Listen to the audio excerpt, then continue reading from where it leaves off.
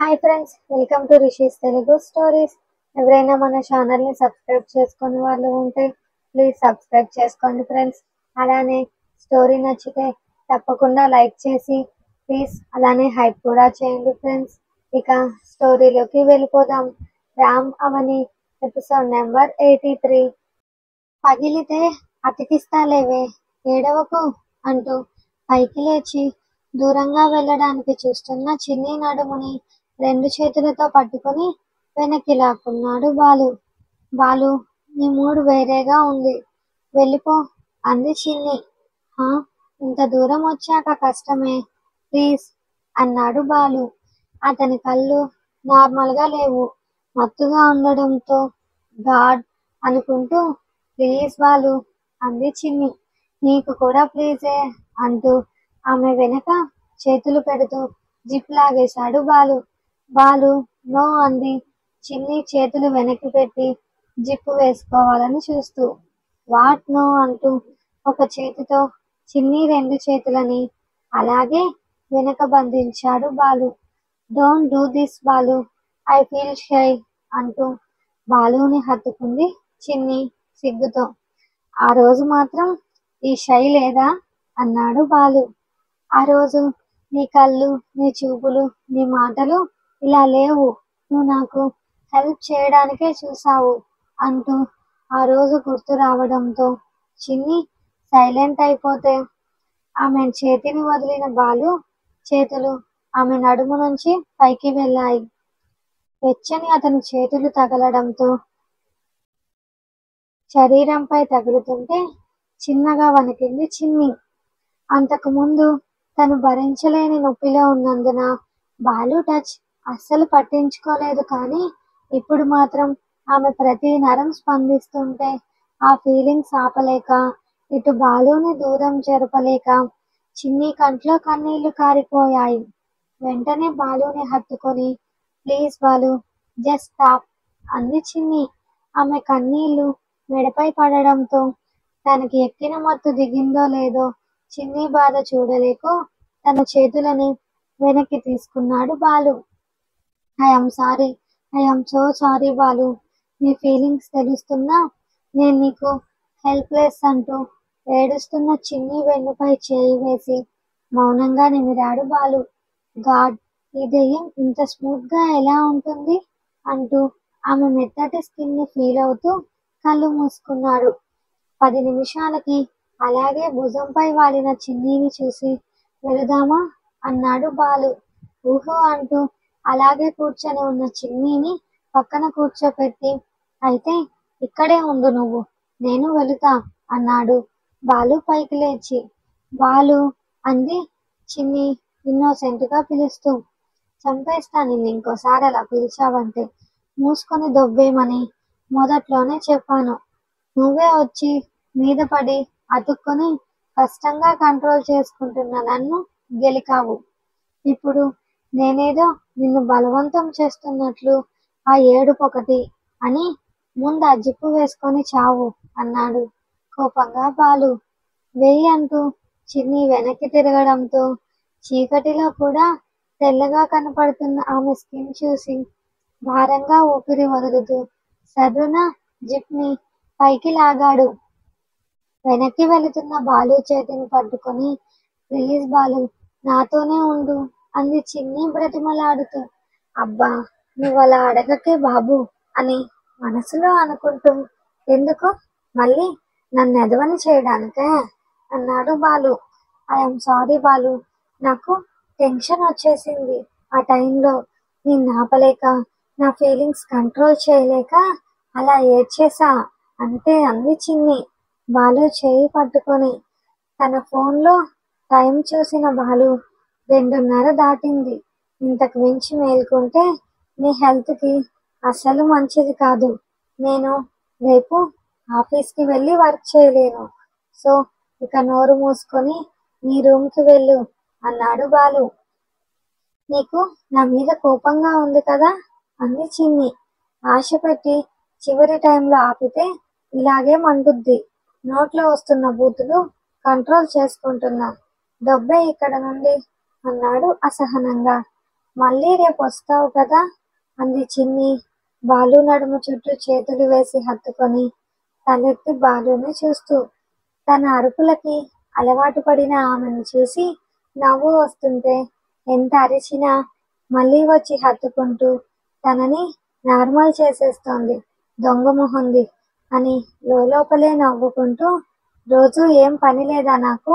ఈరోజు పెట్టిన గడ్డికి మరోసారి ఈ టైంలో వస్తాననుకున్నావా అన్నాడు బాలు కావాలనే బెట్టుగా. కావాలనే చేస్తున్నాడు దొంగ మొహమాడు. ఒకసారి నా మెడలో ఆ తాళి పడని, ఈ చిన్ని ఏంటో చూపిస్తా. ఏంటి నువ్వు చూపించేది? ఇప్పుడే ఏం పీకలేకపోయావు, అప్పుడు కూడా ఇదే జరుగుతుంది. ఏ మార్పు లేదు. కుక్క పిల్లలా పట్టుకొని ఉంది. జరుగు అంటూ చిన్నిని విదిలించాడు బాలు.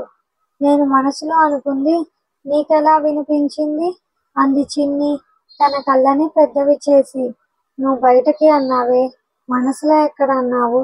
ఈ బ్రెయిన్తో చదువుల్లో ఫస్ట్ ఎలా వస్తున్నావే అన్నాడు బాలు చిన్ని తలపై పొడుస్తూ. నేను చదువులో నిజంగానే ఫస్ట్ అంది చిన్ని తల రుద్దుకుంటూ.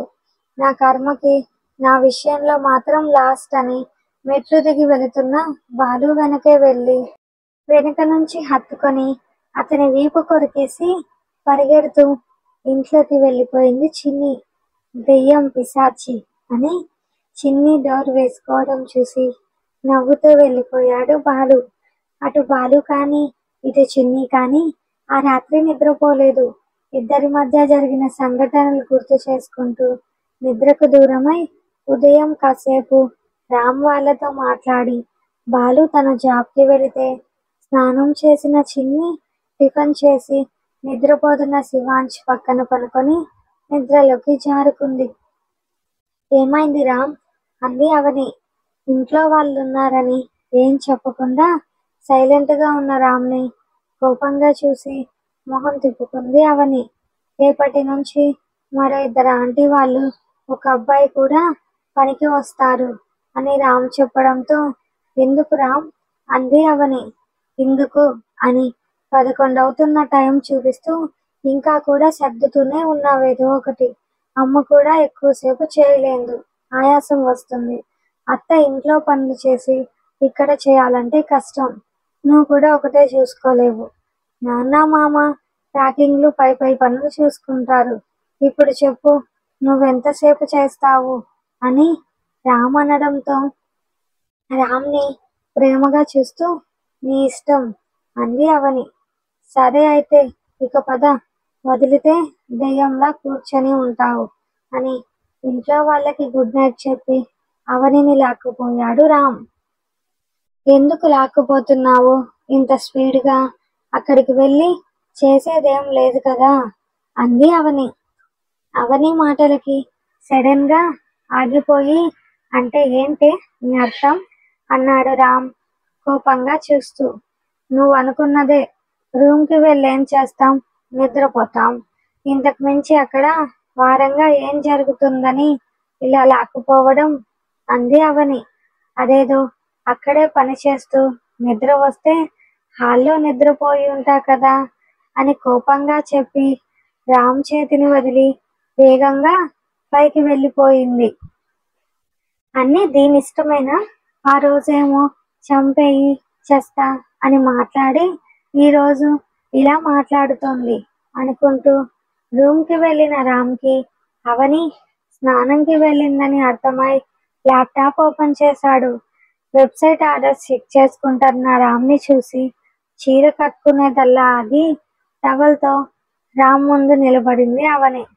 తన ముందు ఎవరున్నారో అర్థమై ల్యాప్టాప్ నుంచి తల పక్కకు తిప్పిన రామ్ కళ్ళను పెద్దవి చేసి ఏంటే ఇది అన్నాడు పై నుంచి కింద వరకు చూస్తూ.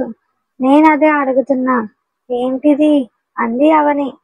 నీ శరీరం కూడా నీకు తెలీదా అంటున్న రామ్ కళ్ళ ముందు తన చేతిలోని శారీ షేప్ వేర్ పెట్టి నేను అడిగింది దీని గురించి అంది అవని సీరియస్గా చూస్తూ. ఓ దీని గురించా, ఇంకా దాని గురించేమో అనుకున్నా అన్నాడు రామ్ గొనుగుతూ.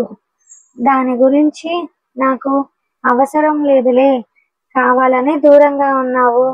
నేను ఎంత దగ్గరకు వచ్చినా మొండిగా ఇలాగే ఉండు. అసలు నేను నీ ఎదురుగా ఇలా ఉంటే నీ రియాక్షన్ ఇది కాదు.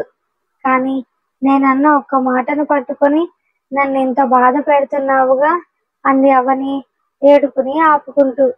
నేనెక్కడ నీకు దూరంగా ఉన్నానే అని అవనిని తన ఒళ్ళోకి తీసుకున్నాడు రామ్. వదులు, ఏం అవసరం లేదు అంది అవని రామ్ చేతులపై కొడుతూ. అలా అంటోంది కానీ రామ్ నుంచి దూరం జరగడానికి కూడా అవని ప్రయత్నించడం లేదు. అది అర్థమైన రామ్ అవని తలపై ముద్దులు పెడుతూ, నీకు దూరంగా ఎక్కడ ఉన్నానే, అసలు ఉండగలనా మెంటల్?